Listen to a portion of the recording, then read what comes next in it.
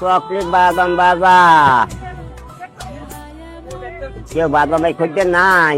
এখন তার বয়স ৭৭ বছর হলেও ৬৬ বছর ধরেই চলছে তার জীবন সংগ্রাম। নিঃসন্তান ও জন্মান্ধ আব্দুল গফুর মল্লিকের এই বয়সেও নারকেলের নাড়ু আর বাদাম বিক্রি করতে হচ্ছে ট্রেনে চড়ে চড়ে। তখন তার বয়স মাত্র ১১ বছর। তখনই তিনি শিশুমনে সংকল্পবদ্ধ হন যে কখনো তিনি ভিক্ষা করবেন না। প্রথম জীবনে নিজেই নারকেল গাছে উঠে অন্যের নারকেল নামিয়ে দিয়ে যে কয়টি নারকেল পেতেন তা দিয়েই নারকেলের নাড়ু বানিয়ে বিক্রি করতেন। জীবনের একটি পর্যায়ে এসে উপজেলার নির্বাহী কর্মকর্তা সহযোগিতা নিয়ে গেলেও সেটিকে তিনি বিনয়ের সাথে ফিরিয়ে দেন।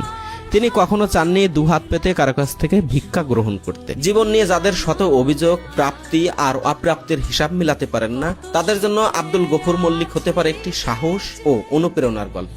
ছোটবেলায় একদল ব্যবসায়ী তার পিতাকে বলেছিলেন ২ সিপারা কোরআন মুখস্থ করে ভিক্ষা করলে টাকার অভাব হয় না। সেই ১১ বছর বয়সেই তিনি বলে উঠেছিলেন, আমি কখনো হাত পাতা ব্যবসা করব না। তিনি এখনো বলেন ও হৃদয়ে বিশ্বাস করেন, নবীর শিক্ষা করিও না ভিক্ষা। কত সুখ